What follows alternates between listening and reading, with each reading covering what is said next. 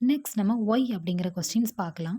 Y எதுக்காக use பண்ணுவாங்க அப்படின்னா, ஒரு ரீசன தெரிஞ்சுக்கிறதுக்காக, ஒரு எக்ஸ்ப்ளனேஷன கேட்கறதுக்காகண்டியும் யூஸ் பண்ணுவாங்க.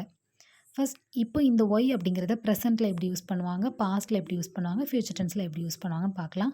சிம்பிள்ங்க. ஹெல்பிங் வெர்ப் மாறும் அவ்வளோதான். மத்தபடி இந்த ஒய் அப்படிங்கிறத நம்ம ப்ரெசென்ட், பாஸ்ட், ஃபியூச்சர் டென்ஸ் எல்லாத்துலயுமே நம்ம யூஸ் பண்ணலாம். இப்போ கொஞ்சம் எக்ஸாம்பிள்ஸ் பார்க்கலாம் ப்ரெசென்ட் டென்ஸ்க்கு. Why are you late? இதில் ஆர் அப்படிங்கிறது ஹெல்பிங் வெர்ப் ப்ரெசென்ட்ல அமைஞ்சிருக்கு. நீங்கள் ஏன் இப்போ லேட்டாக வந்தீங்க? Why are you late? இப்போ ஏன் நீ லேட்? அந்த மாதிரி கேட்குறோம். Why do you like English? இதில் டூ அப்படிங்கிறது ஹெல்பிங் வெர்ப், இதுவும் ப்ரெசென்ட்டில் அமைஞ்சிருக்கு. Next past tense. Why did you call me? எதுக்கு நீ கால் பண்ணியிருந்த? பண்ணி முடிச்சிட்டாங்க. இதில் டிட் அப்படிங்கிறது தான் ஹெல்பிங் வெர்ப் பாஸ்ட்டில் இருக்குது.